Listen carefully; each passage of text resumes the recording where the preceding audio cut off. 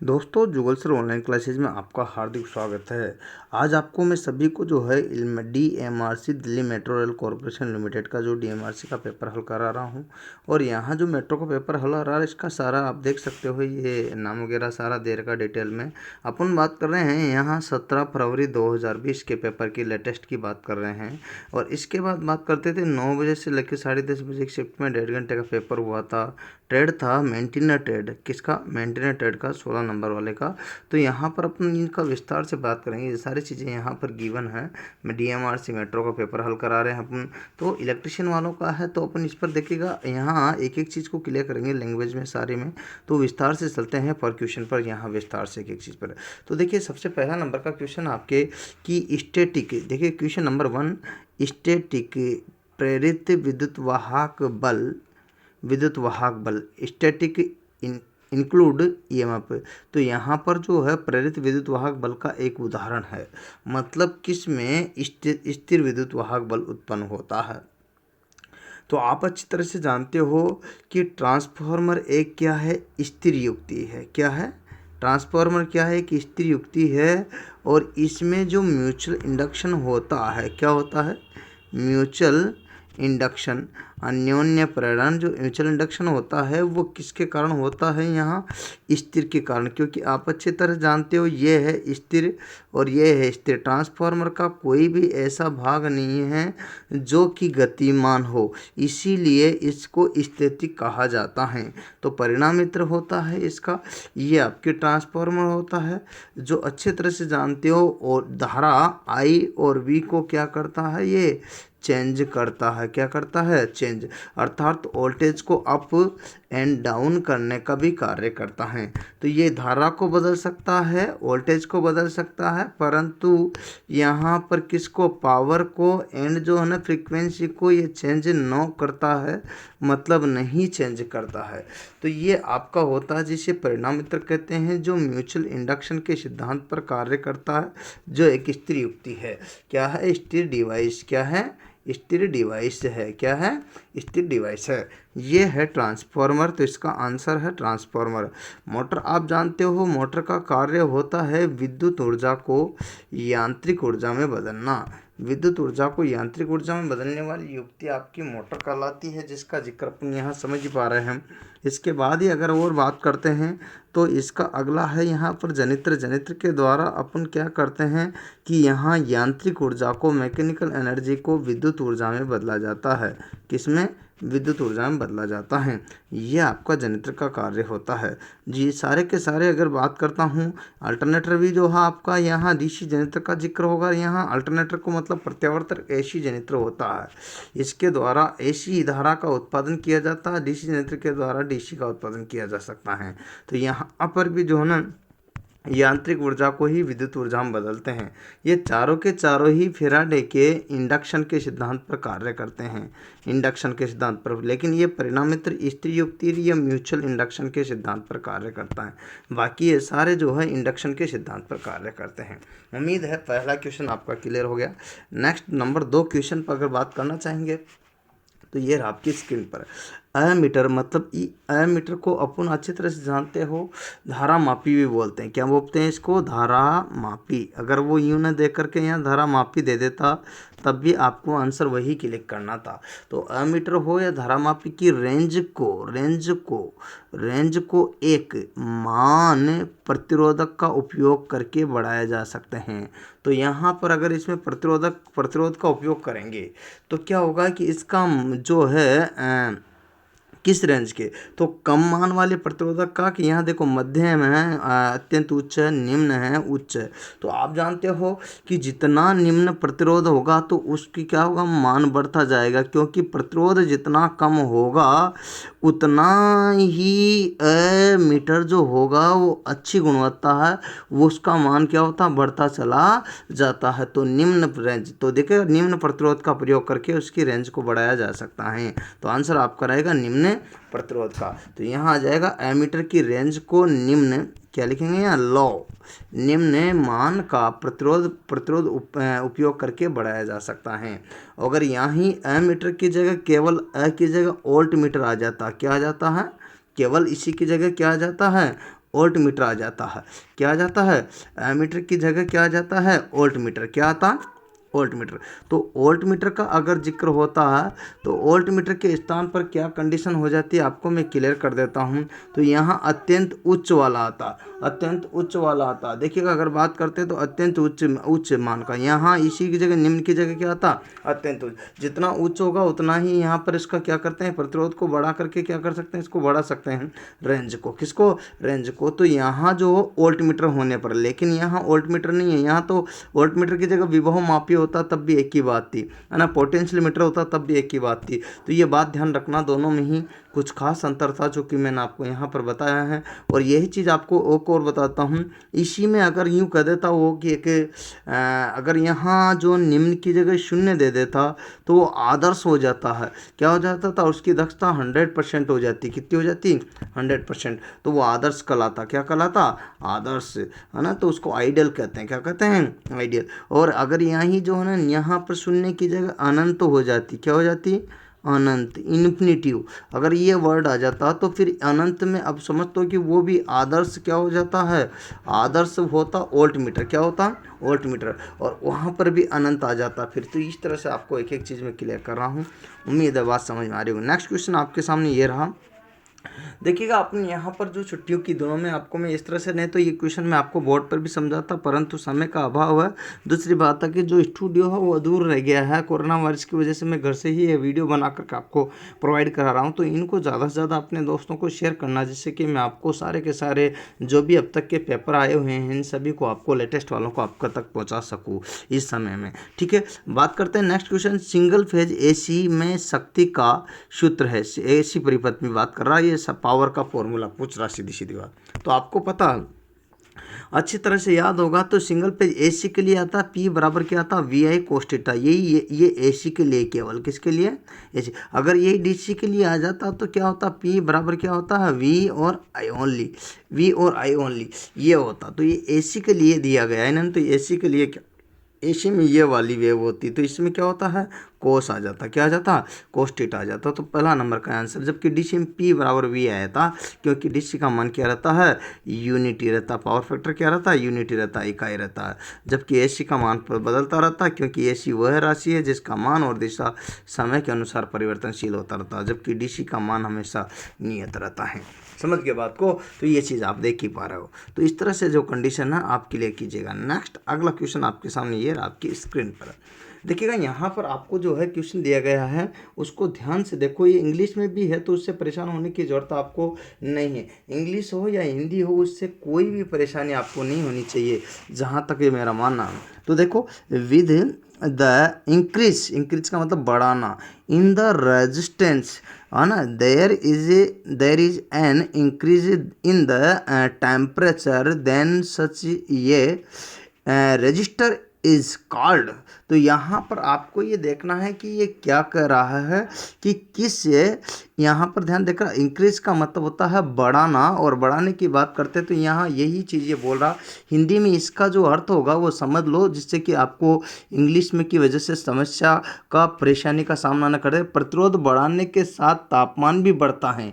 इस प्रकार के प्रतिरोधक को क्या कहते हैं? तो इसकी परिभाषा हुई कि प्रतिरोध बढ़ाने के साथ, क्या, प्रतिरोध बढ़ाने के साथ साथ तापमान भी बढ़ता है, तो इस प्रकार के रेजिस्टेंस को क्या कहा जाता है? प्रतिरोध बढ़ने के साथ साथ, प्रतिरोध बढ़ता है तो बढ़ने के साथ साथ तापमान भी बढ़ता है, तो इस प्रकार के रेजिस्टेंस को क्या कहा जाता है? ये बात आपसे क्वेश्चन पूछा गया। तो ये यहाँ पर जो इंग्लिश वाली लैंग्वेज है उसका हिंदी में मैंने आपको स्पष्ट कर दिया कि प्रतिरोध बढ़ने के साथ तापमान भी बढ़ता है, इस प्रकार के प्रतिरोध को क्या कहा जाता है? तो उसमें ऑप्शन है आपके यहाँ पर देखिएगा, सेंसिस्टर, है ना, LDR और वेरिएस्टर और यहाँ पर थर्मिस्टर। ये 4 ऑप्शन आपके सामने गिवन हैं। देखिएगा इसका सही आंसर है सेंसिस्टर। अब आपके सामने क्वेश्चन ये आता है कि सेंसिस्टर क्या होता है, एक्चुअल में इसको समझना है। तो भाइयों, सेंसिस्टर एक रजिस्टर है। क्या है? ये एक रजिस्टर है। रजिस्टर का मतलब जानते हो ना, प्रतिरोधक है। तो ये एक रजिस्टर है, मतलब यह क्या है? प्रतिरोधक है। तो आपसे पूछा जाता है कि सेंसिस्टर क्या है, तो यह एक प्रतिरोधक है। ठीक है, क्लियर। नेक्स्ट आपको ध्यान रखना है, जो क्या करता है यहाँ पर देखिए तापमान वृद्धि से उसमें भी क्या हो रहा है, यहाँ देखिएगा तापमान बढ़ने, प्रतिरोध बढ़ने के साथ साथ तापमान में भी वृद्धि होती है। इसमें अगर यहाँ पर आर का मान बढ़ाता हूँ सेंसिस्टर में, ध्यान दीजिएगा, यहाँ पर अगर मैं आर का मान बढ़ाता हूँ, किसका, आर का, तो यहाँ पर टेम्परेचर का मान बढ़ता है, इंक्रीज होता है, ये अप तो ये अप, ये डाउन तो ये डाउन होता है। तो ध्यान रखना है, इसे सेंसिस्टर कहते हैं, तो ये एक प्रतिरोधक है। चलिए, एल डी आर क्या होता है, एक्चुअल में आपको एल डी आर की फुल फॉर्म भी पूछी जा सकती है। एल का मतलब होता है लाइट, क्या होता है, लाइट, है ना। अब डी का मतलब होता है डिपेंड, क्या होता है, डिपेंड, लाइट डिपेंड। मैं पूरी फॉर्म लिख देता हूँ, एग्जाम में आ सकती है आपके, एल डी आर, तो यहाँ होगा लाइट, है ना, दूसरा होगा डिपेंड, क्या होगा, है ना, लाइट डिपेंड, है ना, साफ साफ लिख लो, कारण एग्जाम में आ जाती है ना। और आर का मतलब तो आप जानते हो रेजिस्टेंस, क्या होता है, रेजिस्टेंस या रजिस्टर, रेजिस्टेंस या रजिस्टर, ठीक है। तो ये है लाइट डिपेंड रजिस्टर, तो फुल फॉर्म ही आपको याद रखनी है, ध्यान दीजिएगा। इसका एक और उपनाम है, अगर ये नहीं आता तो फोटो सेंसिटिव रेजिस्टेंस भी बोलते हैं इसको, क्या बोलते हैं, फोटो सेंसिटिव, क्या बोलते हैं, फोटो सेंसिटिव रेजिस्टेंस, ठीक है। तो फोटो सेंसिटिव जो रेजिस्टेंस होता है, रजिस्टर होता है, इसके बारे में अपन जिक्र कर रहे हैं। तो देखो दो चीज़ें हैं, एक ये एक ही है, इसी का ही नाम है। इसको फोटो सेंसिटिव रेजिस्टेंस किसे कहते हैं, रजिस्टर किसे कहते हैं, तो एलडीआर को ही कहते हैं, याद रखना, कंफ्यूज मत होना इस बात को लेकर। मैं एक एक चीज़ के बारे में, अब आप कहोगे कि सर वेरिएस्टर क्या है, तो वेरिएस्टर क्या होता है, वोल्टेज डिपेंड रजिस्टर है, तो वेरिएस्टर को बोलते हैं वोल्टेज डिपेंड रजिस्टर, वोल्टेज पर निर्भर प्रतिरोधक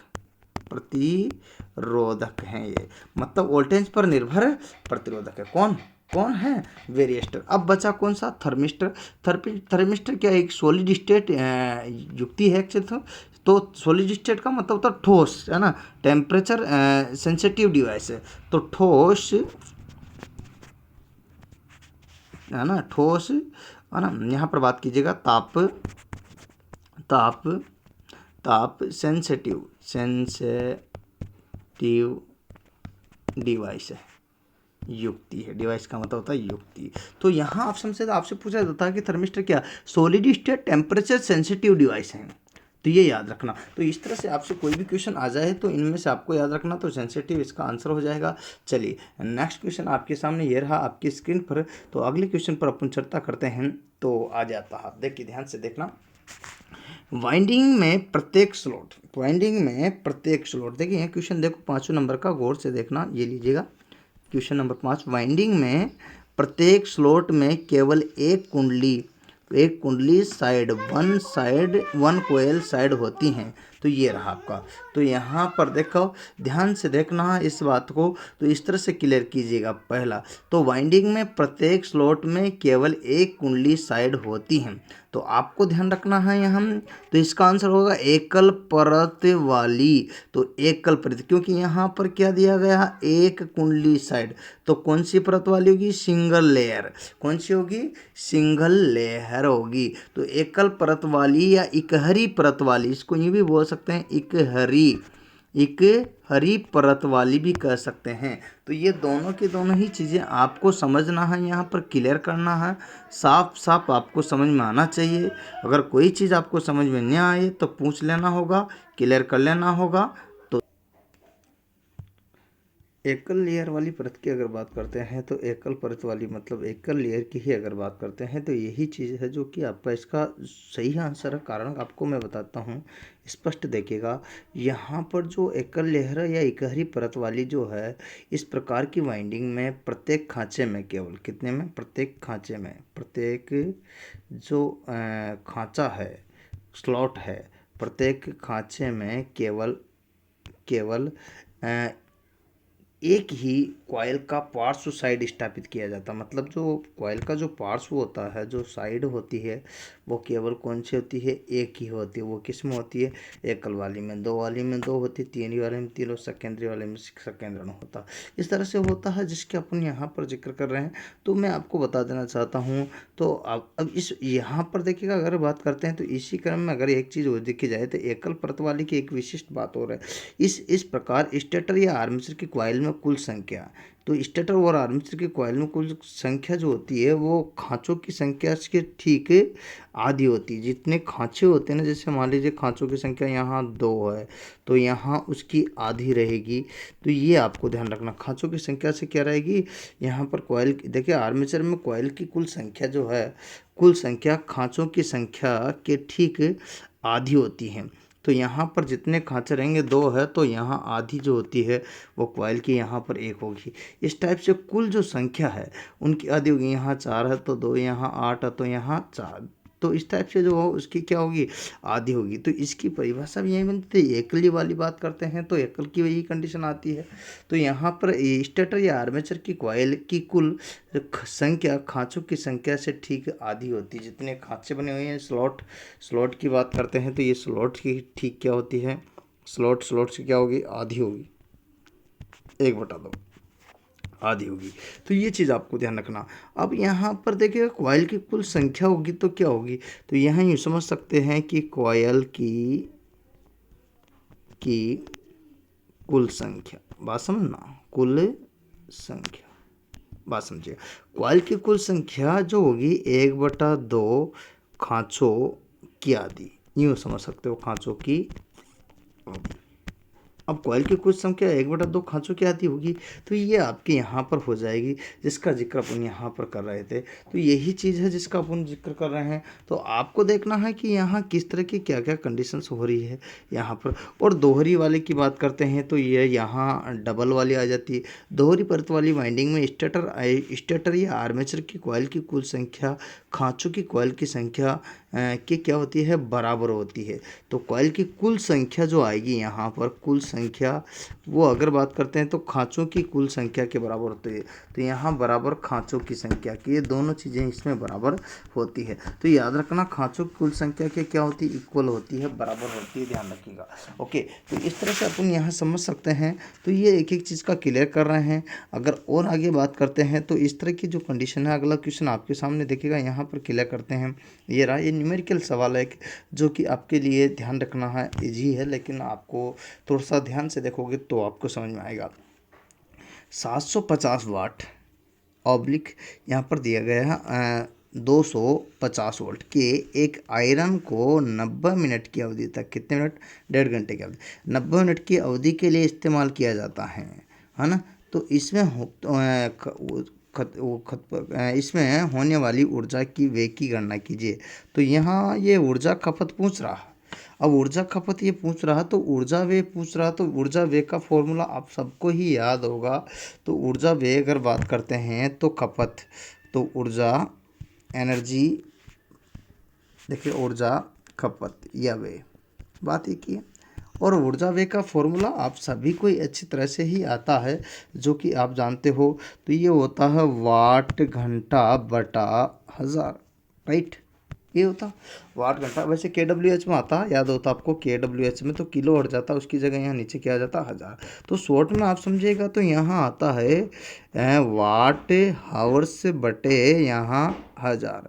तो ये चीज़ आपको देखनी पड़ेगी। तो इस तरह से इसका एक फॉर्मूला अगर देखते हैं तो ये आता वाट घंटा बटे 1000। अब वाट घंटे 1000 में क्या करते हैं अपन, यहाँ पर कौन कौन सी चीज़ क्या क्या दी गई है, तो ये चीज़ आपको ध्यान रखनी पड़ेगी। तो 750 दे रखा है, एक तो ये वाला देखिएगा, ये वाट आ गया यहाँ पर, तो वाट की जगह तो वाट लिख दिया। घंटा दे रखा है इसमें 90 मिनट, 90 मिनट कितना दिया है? 90 मिनट। तो यहाँ पर अगर घंटे की बात करते हैं तो ये घंटे का अगर जिक्र किया जाए तो यहाँ यहाँ 90 मिनट आ रहा। अब आपको ऊर्जा खपत है तो यहाँ आपको 90 मिनट तो 90 मिनट कर देना।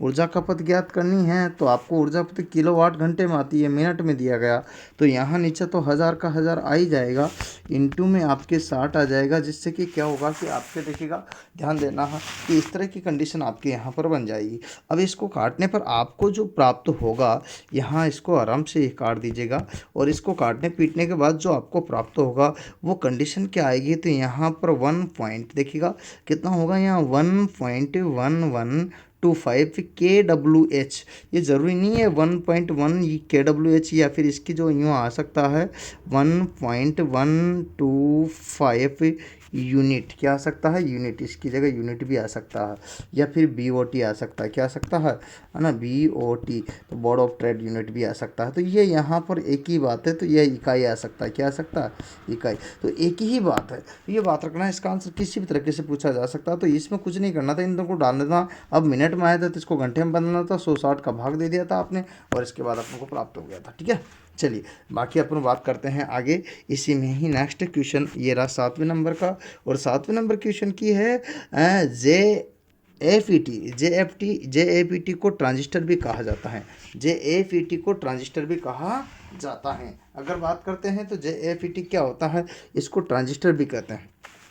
तो एक द्विध्रुवीय के बायुध्रुवीय जंक्शन की यहाँ पर बात करते हैं तो एकल ध्रुवीय, तो इसको कहते हैं एकल ध्रुवीय, मतलब ये समझ जाओ तो सिंगल पोलराइज जो होता है, पोल जो होता है सिंगल पोल, यहाँ अगर समझ सकते हो तो सिंगल पोल होता है, जिसका जिक्र अपन यहाँ पर कर रहे हैं। देखिएगा बात कर रहे थे अपन यहाँ पर ये JEFT, तो यहाँ होता है इसका फुल फॉर्म में अगर बात करते हैं तो जंक्शन, क्या होता है, JFT का फुल फॉर्म होता है जंक्शन फील्ड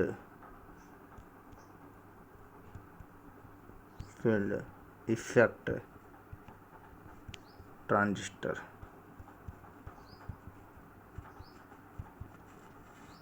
ये इसकी पूरी फॉर्म होती है। इसको शॉर्ट रूप से जो है ना APT के नाम से भी जाना जाता है, शॉर्ट रूप में इसको FET के नाम से भी जाना जाता है। और अगर बात करते हैं तो इस FET में अर्थात JEFET में जो है 3 टर्मिनल होते हैं, कितने हैं, 3 क्या होते हैं, टर्मिनल होते हैं। 3 टर्मिनल कौन कौन से होते हैं, इस पर अगर बात करते हैं तो देखिएगा 3 टर्मिनल, तो 3 टर्मिनल का अगर जिक्र करते हैं तो क्या होता है, सबसे पहले आता है, एक तो आता है गेट, क्या आता है, गेट, एक आता है ड्रेन, क्या आता है, ड्रेन, एक आता है सोर्स, क्या आता है, सोर्स या फिर स्रोत। तो ये तीनों आपके 2 टर्मिनल होते हैं, किसमें, AFET में। AFET में कितने टर्मिनल होते हैं, 3। और अगर बात करते हैं JEFT है तो एक ही ध्रुवीय है, एकल ध्रुवीय है ये, ठीक है, और 3 होते हैं। और FET की अगर बात करते हैं तो FET का अगर जिक्र किया जाए तो FET का यूज क्या आएगा, तो टीवी हो यहाँ, या फिर कंप्यूटर या टीवी रिसीवर मान लो, टीवी रिसीवर मान लीजिएगा, रिसीवर्स ले लो, कंप्यूटर ले लो,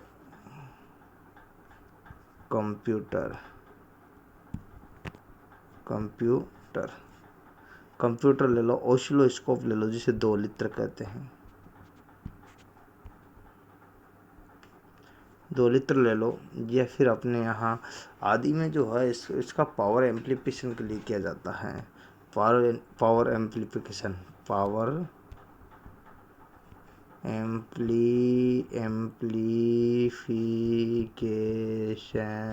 हेतु पावर एम्प्लीफिकेशन तथा वोल्टेज वेरिएबल रेजिस्टर्स की भांति, वोल्टेज वेरिएबल रजिस्टर की भांति, तो वेरिएबल रजिस्टर की भांति इसका उपयोग किया जाता है। तो यहाँ आप समझ सकते हो, तो इस तरह से होता है सारा जिसका आपने यहाँ जिक्र किया। तो इस तरह से आपके ये JEFET जो है जिसका जिक्र मैंने यहाँ पर बताया है। आगे अगर बात करते हैं तो आपके क्वेश्चंस अगला आता है, ये रहा 8वें नंबर का। इसमें है, इनमें से किस में जेनर डायोड डायोड का उपयोग किया जाता है। तो निम्न में से किस में जेनर डायोड का उपयोग किया जाता है? तो आप समझ सकते हो कि यहाँ क्वेश्चन पूछा कि किस में जेनर डायोड का उपयोग किया जाता है।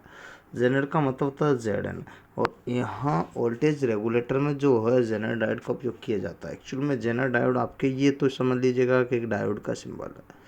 किसका सिंबल है? डायोड का। और यहाँ डायोड में जेड लगा दिया तो जेड ऐसे बन जाता है। तो ये जेड जेनर डायोड। अब ये जेनर डायोड जो होता है, जेनर डायोड का उपयोग कहाँ करते हैं? तो निम्न में से किसका उपयोग जेनर डायोड के रूप में किया जाता है? तो ये समझ सकते हो आप। तो यहाँ पर जेनर डायोड के रूप में किसका उपयोग करें? तो देखो, ये जो देख रहे हो आप यहाँ, ये जेनर डायोड मैंने बना दिया है जेड, ठीक है। अब जेनर डायोड का उपयोग वोल्टेज रेगुलेटर के रूप में करते हैं। किसके रूप में करते हैं? वोल्टेज रेगुलेटर के रूप में। तो इसका जो उपयोग किया जाता है जेनर डायोड का, वो वोल्टेज रेगुलेटर के रूप में किया जाता है। किसके रूप में? वोल्टेज रेगुलेटर के रूप में किया जाता है। अब वोल्टेज रेगुलेटर के रूप में तो यहाँ ब्रेक डाउन वोल्टेज पर कार्य करता है जिन्होंने। किस पर? ब्रेक डाउन वोल्टेज पर ये कार्य करता है। डाउन वोल्टेज पर ये कार्य करता है। कौन करता है? जेनर डायोड जो है ब्रेक डाउन वोल्टेज पर कार्य करता है, जिसका अपन यहाँ समझ रहे। तो ये देखिएगा, क्लियर कीजिएगा। तो यहाँ आप समझ सकते हो। तो इनमें से किस पर जेनर डायोड का उपयोग किया जाता है? तो ये आपको क्लियर हुआ ही है। तो देख सकते हो पहली बात तो। अब अगर बात ही करते हैं यहाँ, तो किस तरह की स्टेप आपके साथ बैठ रही है देखिए। इसके बाद आता है एम्पलीफायर। एम्पलीफायर का पावर जो भी आती है, उस पावर को एम्पलीफाई करना। एम्पलीफाई मतलब प्रवर्धक करना, प्रवर्धन करना। तो यहाँ जो भी शक्ति आई है उसकी आवृत्ति वगैरह को, फ्रीक्वेंसी वगैरह को, उसको क्या करना है? यहाँ पर क्या करना है? एम्पलीफाई करने का कार्य एम्पलीफायर करता है।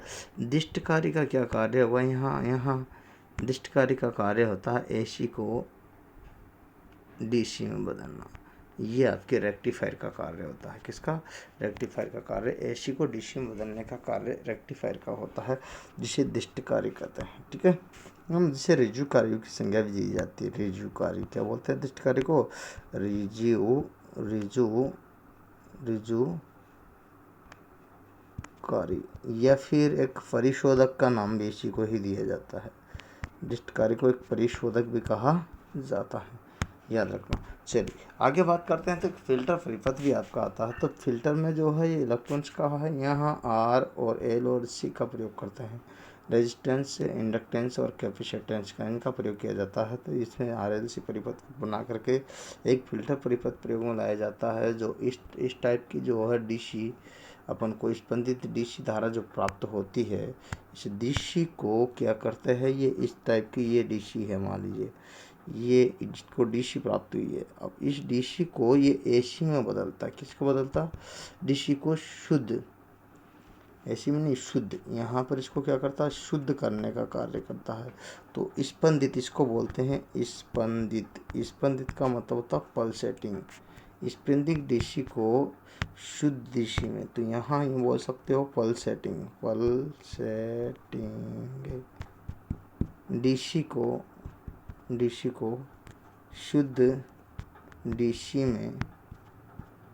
में बदलने का कार्य जो करता है, DC में बदलने का कार्य जो करता है, वो कौन करता है? यहाँ पर फिल्टर परिपथ, जिसमें R, L और C का प्रयोग किया जाता है। तो ये आप समझ सकते हो, देखिएगा। और आगे बात करते हैं अपने यहाँ। तो इसका आंसर होगा वोल्टेज रेगुलेटर के रूप में। वोल्टेज रेगुलेटर आप जानते हो, कभी अपने यहाँ जानते हैं पंखे का वोल्टेज है, मान लीजिए पंखे का रेगुलेटर है, तो उसके द्वारा कम या अधिक करते कि नहीं करते? तो उसमें जेनर डायोड का प्रयोग करते हैं, जो कि ब्रेकडाउन वोल्टेज पर कार्य करता है। चलिए नेक्स्ट क्वेश्चन आपका ये रहा, निम्न में से कौन सी परिवर्तन हानियाँ हैं?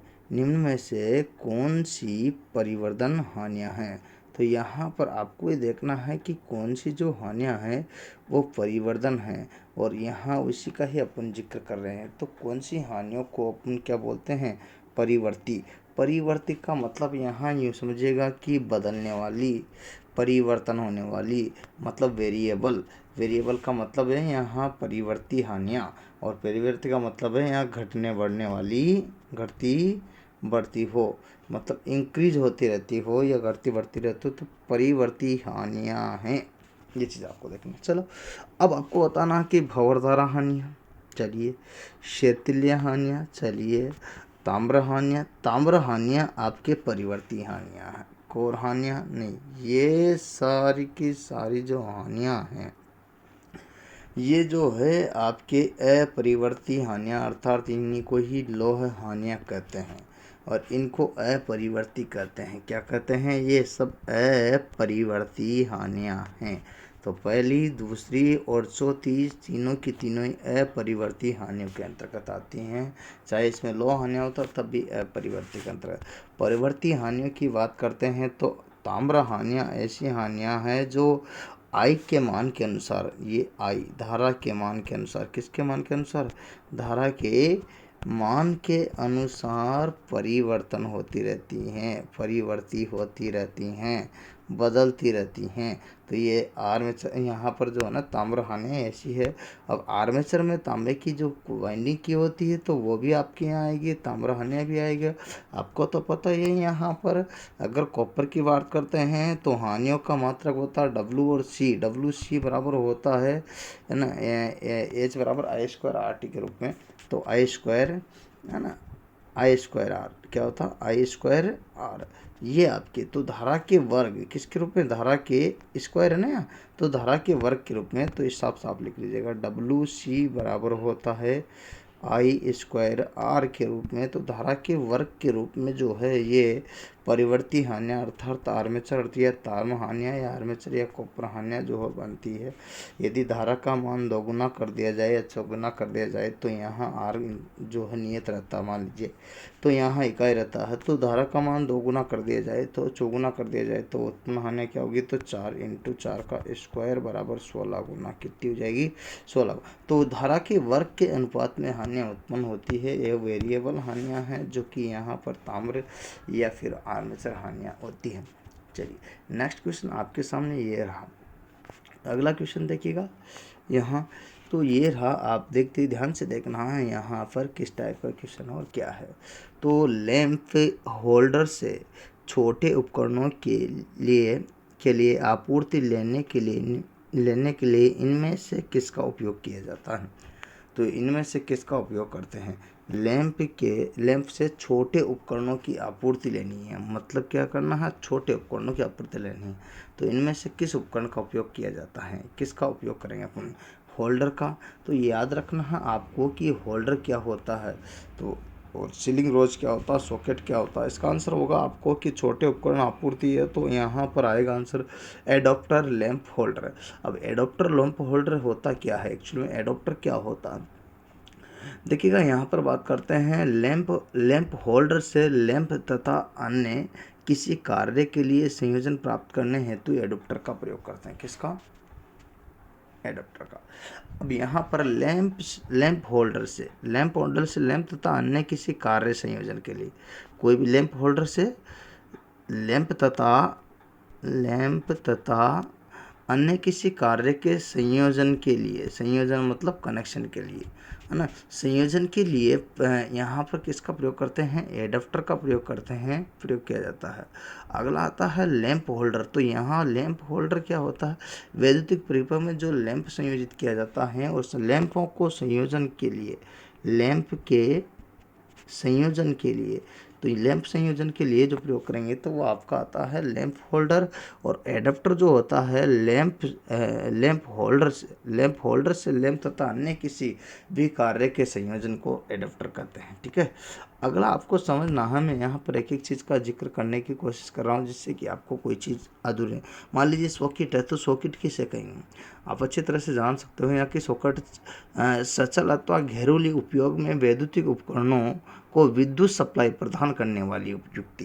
देखिएगा यहाँ पर क्या होना चाहिए? सचल होना चाहिए, चलने वाली है ना। सचल तथा घरेलू उपयोग में उपयोग के वैद्युतिक उपकरणों को विद्युत सप्लाई, घरेलू उपकरणों को जो भी उपकरण रहेगा उन उपकरणों को विद्युत सप्लाई प्रदान करने के लिए जब प्रयोग करते हैं तो यहाँ यह ध्यान देना कि ये जो सप्लाई प्रदान करने वाली युक्ति क्या कहलाती है, सॉकेट कहलाती है।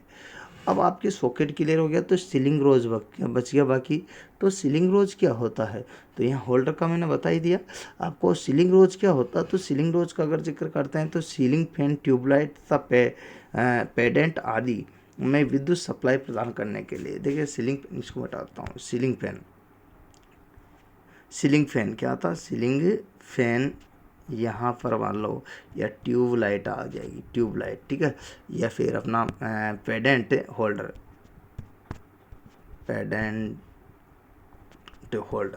तो इन सभी में विद्युत सप्लाई प्रदान करने के लिए किसका प्रयोग करते हैं, यहाँ सीलिंग रोज का प्रयोग करते हैं। किसका प्रयोग करते हैं, सीलिंग रोज का प्रयोग किया जाता है। तो ये चीज़ आपको ध्यान रखनी है। और होल्डर आप जानते हो वैद्युत परिपथ में होल्डर लगाया रहता है ना। कोई भी अपने यहाँ संयोजन होता है तो वैद्युतिक परिपथ में लैंप को कोई लगाते हैं, बल्ब को कोई लगाते हैं, तो उसके लिए होल्डर का प्रयोग करते हैं। तो यहाँ पर आप देख सकते हो। तो इस तरह से आपका ये क्वेश्चन आपको सही से बिल्कुल यहाँ पर लगेगा। होल्डर एवं एडाप्टर एंड लैंप होल्डर, इसका बिल्कुल सही आंसर होगा।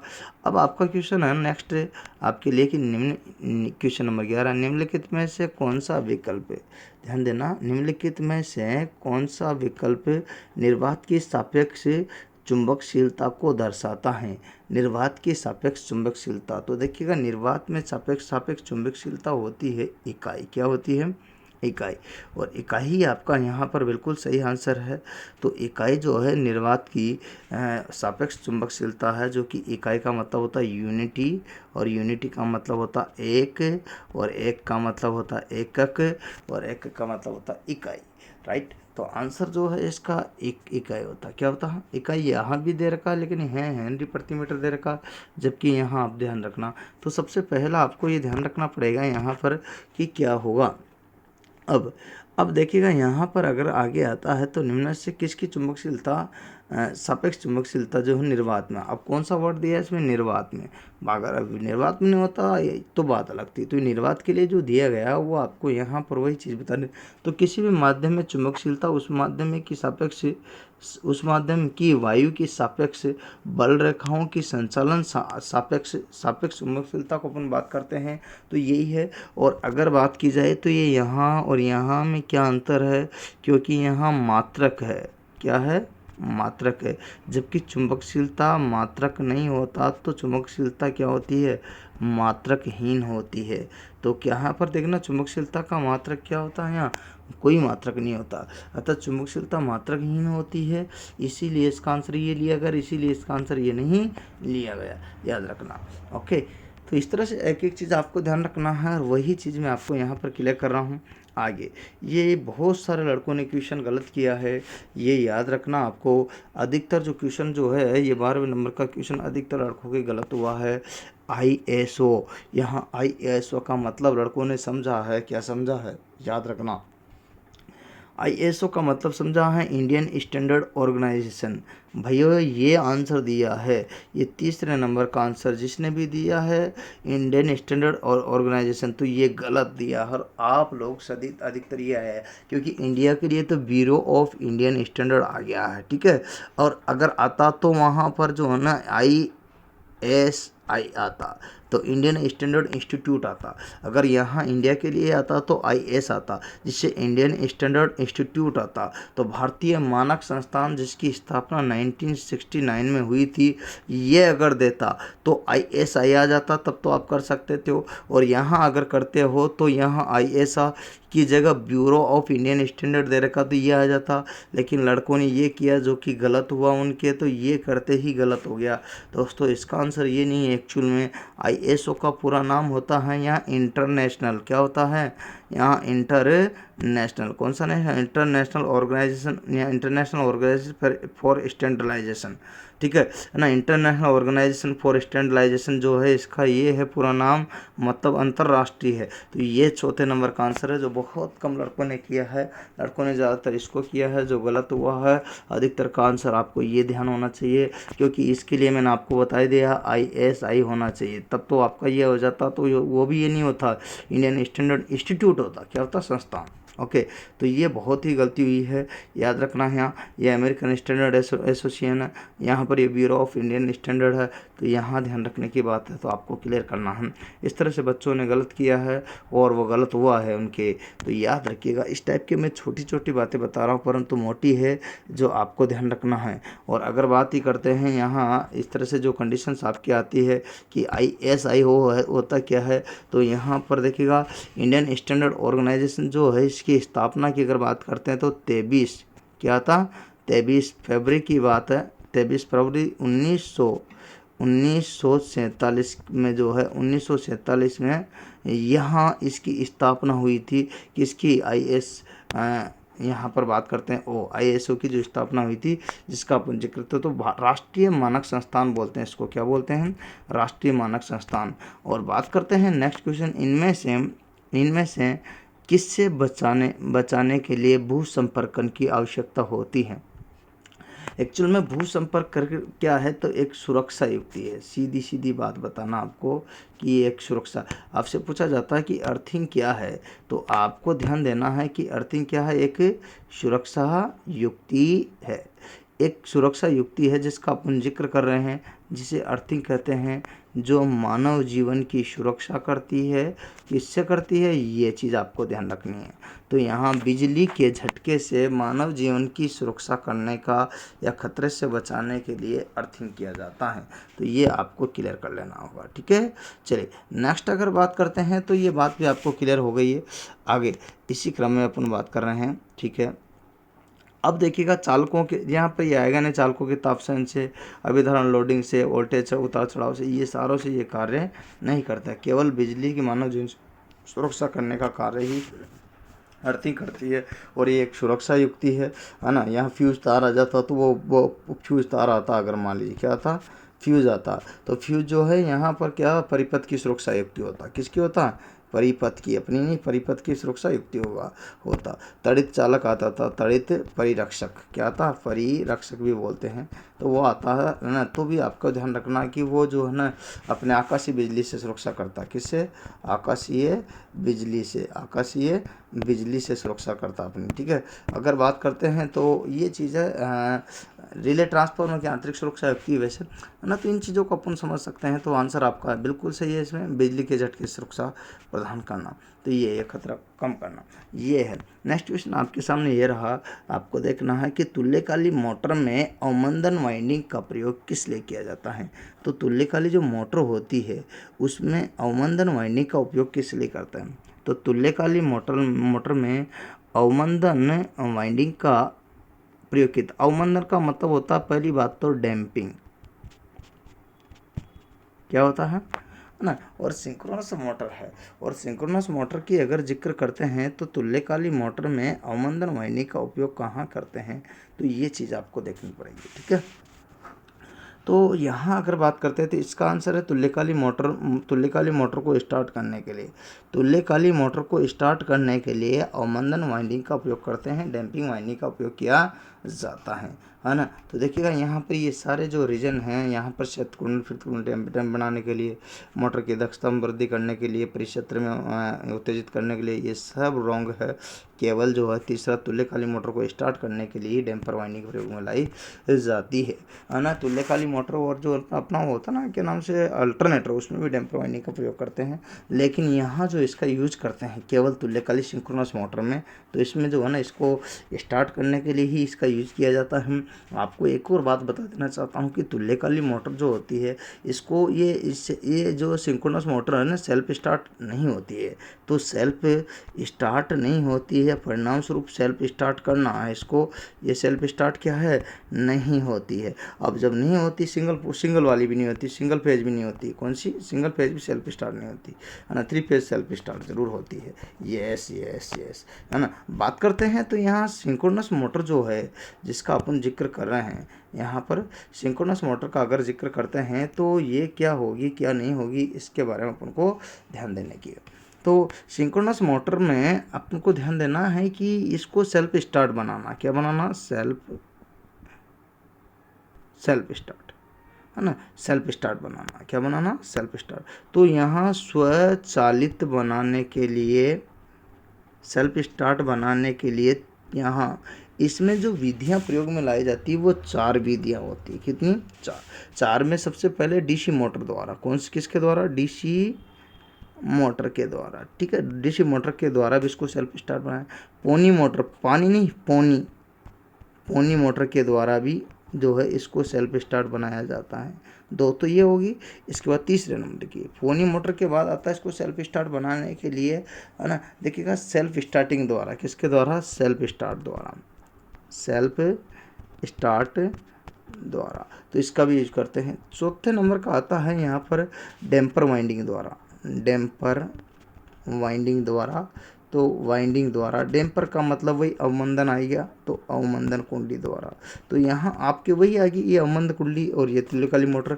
तो इसका आंसर आपको यहाँ आ गया कि सेल्फ स्टार्ट बनाने के लिए आया ना, तो वही आप समझ सकते हो।